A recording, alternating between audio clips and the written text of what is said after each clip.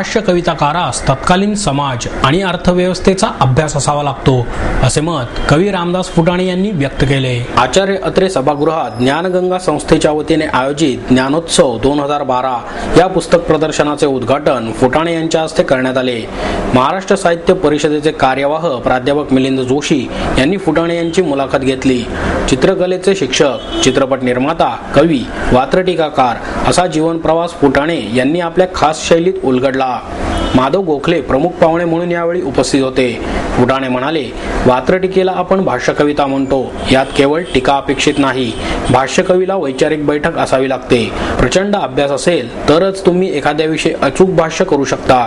भाष्यकवीला तत्कालीन समाजव्यवस्था, अर्थव्यवस्था, विचार प्रणाली यांचे ज्ञान, योग्य आकलन हवे. व्यवस्थेविषयीचे तुमचे विचार निश्चित हवेत. शरद पवार, बाळासाहेब ठाकरे यांच्यापासून अनेक राजकारण्यांबद्दल, सामाजिक बदलांवर त्यामुळेच आपल्याला योग्य पद्धतीने भाष्य करता आले. आचार्य अत्रे आणि दत्तू बांदेकर यांच्या लेखनापासून आपल्याला प्रेरणा मिळाली. सुरुवातीला चित्रकलेचा शिक्षक आणि त्यानंतर दादा कोंडके यांच्या मैत्रीतून चित्रपट निर्माता असा प्रवास घडला.